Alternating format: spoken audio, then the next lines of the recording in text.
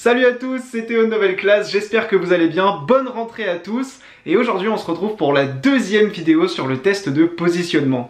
Il y a un an, je vous avais fait une première vidéo que vous avez adorée et vous avez été très nombreux à me demander plus d'exercices en mathématiques. Du coup, c'est ce qu'on va faire aujourd'hui. Alors la première vidéo, je l'avais fait en vidéo interactive et si vous savez pas ce que c'est, il n'y a pas de souci. Il vous suffit de cliquer sur le lien dans la description pour accéder à cette vidéo en version interactive et bien évidemment gratuitement. N'hésitez pas à me dire ce que vous pensez de la vidéo interactive, vraiment. J'essaye de développer de plus en plus de cours en version interactive. On essaye vraiment sur Nouvelle Classe d'innover en pédagogie. Et donc si la vidéo interactive est quelque chose qui vous aide, que vous aimez et qui vous permet de réviser efficacement, vraiment dites-le nous, mettez des commentaires, mettez des likes pour vraiment nous montrer que ça vous plaît et nous ça nous motivera à faire beaucoup plus de cours en version justement interactive. Donc pour voir cette vidéo en interactivité, eh bien, cliquez sur le lien dans la description, c'est complètement gratuit. Et puis on est parti pour 4 exercices de maths sur le test de positionnement. Let's go! On est parti pour le premier exercice. On nous dit qu'un manteau coûtait 120 €. Et avec les soldes, il coûte maintenant ce même manteau 84 €. On nous demande quel est le pourcentage de réduction qui a été appliqué sur le prix de ce manteau. Donc le manteau est passé de 120 à 84 € et on nous demande de dire quel est le pourcentage de réduction qui a été appliqué. Soit 25%, soit 30%, soit 35%, soit 36%. Donc je te laisse faire les calculs, tu vas voir il y a un sondage qui va apparaître avec la vidéo interactive et si tu t'es trompé, on fait la correction ensemble. C'est parti!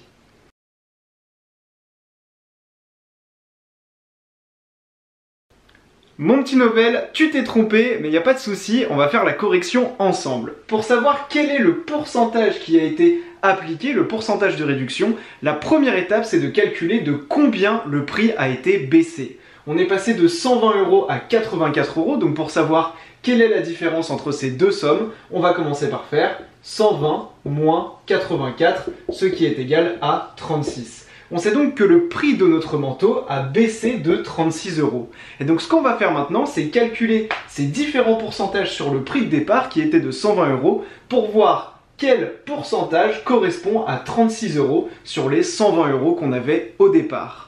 Alors on va prendre les pourcentages dans l'ordre, on commence avec 25%. On sait que 25% c'est égal à 25 divisé par 100, ce qui est égal à 0,25. Donc pour calculer 25% de 120 €, on va faire ce calcul, 0,25 pour 25%, multiplié par le prix de notre manteau qui est égal à 120. Et 0,25 fois 120, tu peux le faire à la calculatrice, c'est égal à 30 €. C'est-à-dire que si on avait une réduction sur le prix de départ de 25%, le prix de notre manteau aurait été baissé de 30 €. Or ici, le prix a été baissé de 36 €. On sait donc que ce n'est pas 25% de réduction. On va faire exactement pareil avec 30% qui est donc égal à 30 divisé par 100 et donc 0,30, 0,3 multiplié par 120 et 0,3 multiplié par 120, c'est-à-dire 30% de 120 €, c'est égal à 36. Tu peux faire bien évidemment ce calcul à la calculatrice et 36 € c'est effectivement le prix qui a été diminué par rapport à notre prix de départ. On sait donc que notre manteau a perdu 36 € et que 36 € ça correspond à 30% de 120 €. On peut donc dire que le pourcentage de réduction qui a été appliqué sur le prix de notre manteau, c'est une réduction de 30%. Et voilà, j'espère que cette première question et ce premier exercice étaient très clairs. Est-ce que tu veux revoir l'exercice, le refaire une deuxième fois, ou est-ce que tu veux qu'on passe à la deuxième question ?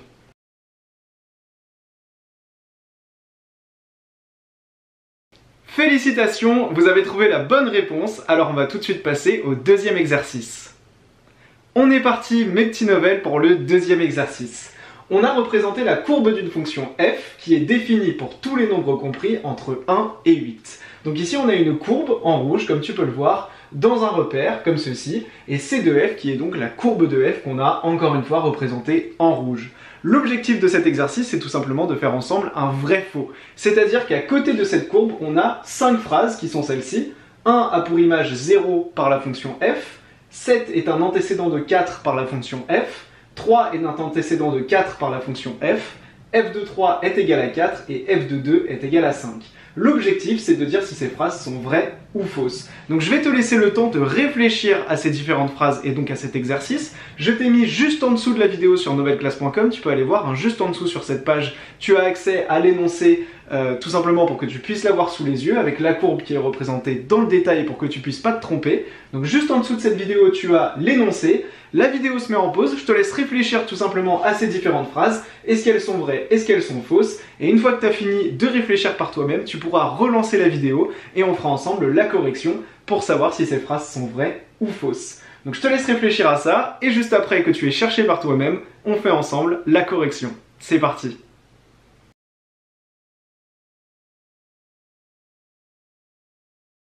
Alors mon petit Novel, on est parti pour la correction. On va commencer par la première phrase qui nous dit que 1 a pour image 0 par la fonction f. Alors déjà, il faut se mettre au clair sur le vocabulaire. On a ici ce qu'on appelle un repère qui est donc gradué sur l'axe ici horizontal de 0 à 8 et sur l'axe ici vertical de 0 à 7. Il faut bien que tu saches que cet axe horizontal, c'est ce qu'on appelle l'axe des abscisses. Et cet axe des ordonnées, qui est donc l'axe vertical, c'est ce qu'on appelle l'axe des ordonnées. Sur l'axe des abscisses qu'on a ici, on représente les antécédents, c'est-à-dire les x, et sur l'axe des ordonnées, on représente les images, c'est-à-dire les f de x. Et ça veut dire qu'en fait, on va prendre nos antécédents, par exemple ici 5, on va le faire intercepter la courbe de notre fonction, et on obtient ici, sur l'axe des ordonnées, par exemple, 2. Et donc ça veut donc dire que 5, qui est donc x, notre antécédent qu'on a représenté sur l'axe des abscisses, il a pour image par la fonction f 2, qui est donc l'image de notre antécédent. On peut donc dire, si je reprends cet exemple, que l'antécédent 5 a pour image 2 par la fonction f. Et donc c'est vraiment comme ça que ça marche, c'est vraiment ça qu'il faut retenir. On a l'axe des abscisses, l'axe des ordonnées, on a ici les antécédents et ici les images. Et donc une fois qu'on a compris ça, en fait c'est très simple de répondre à cet exercice. On nous dit donc que 1 a pour image 0 par la fonction f. 1, ce serait donc l'antécédent. Donc ce que je vais faire, c'est me placer sur l'axe des abscisses, car l'axe des abscisses représente les antécédents. Je vais donc me placer ici comme ceci. Et on me dit que par la fonction f, 1 a pour image 0. Et on peut le voir, la fonction f, elle passe juste ici, elle passe en ce point-là. C'est-à-dire que si je prends mon point 1 sur l'axe des abscisses, qui est donc mon antécédent, et que je regarde sa valeur sur l'axe des ordonnées, qui est l'axe des images, effectivement, je tombe sur ce point-là, qui est bien égal à 0. Et donc on peut dire que 1, l'antécédent 1, a pour image par la fonction f 0, comme ceci, et c'est exactement ce qui a été dit ici. On peut donc dire que cette première phrase est vraie. Deuxième phrase, 7 est un antécédent de 4 par f. Donc cette fois-ci, on fait l'inverse. On nous donne l'antécédent, c'est-à-dire 7, et on nous demande si c'est bien un antécédent de 4 par la fonction f. Donc du coup, ce que je vais faire, c'est aller chercher mon antécédent 7 sur l'axe des abscisses, qui se situe donc ici. J'ai donc mon antécédent 7, et on veut vérifier qu'il est bien un antécédent de 4 par la fonction f. Je vais donc monter, arriver jusqu'au niveau de la fonction, et regarder les images sur l'axe des ordonnées. Et effectivement, l'image de 7 par la fonction f, c'est bien 4. Et donc on peut dire que cette deuxième phrase est vraie. Troisième phrase, 3 est un antécédent de 4 par f. Donc on va faire exactement la même chose. Je vais me placer sur l'axe des antécédents ici, 3, et on voit, si je fais l'intersection par la fonction f, que l'image de 3 est bien égale à 4. On peut donc dire également que 3 est un antécédent de 4 par f. On a donc ces trois premières phrases qui sont vraies. Et puis on a ensuite ici deux écritures mathématiques. On a que f de 3 est égal à 4. Alors ici, on a quelque chose de la forme f de x est égal à y, c'est-à-dire que ce qu'on met à l'intérieur des parenthèses ici, c'est le x. Et le x, c'est donc l'antécédent.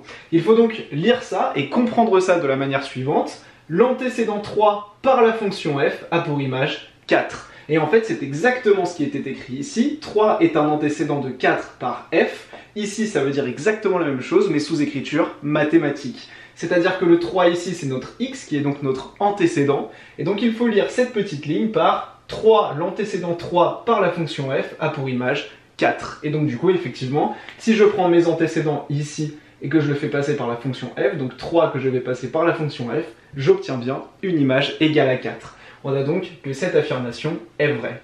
Et enfin, dernière affirmation, f de 2 est égal à 5, donc l'antécédent 2 donne 5 par la fonction f, Et si je me place cette fois-ci sur l'axe des antécédents, je me place en 2 ici, et je fais l'interception avec ma fonction f, j'essaye ensuite de retrouver l'image sur les ordonnées, et bien on voit qu'on ne trouve pas du tout 5. Alors on a quelque chose qui n'est pas forcément précis, car on a un dessin qui est approximatif, mais on voit en tout cas que quand on est à 2, la courbe de f ne passe pas du tout devant l'image 5. Et donc on sait que dans tous les cas, l'image de l'antécédent 2 par notre fonction f, elle ne peut pas être égale à 5, elle est environ égale à 3.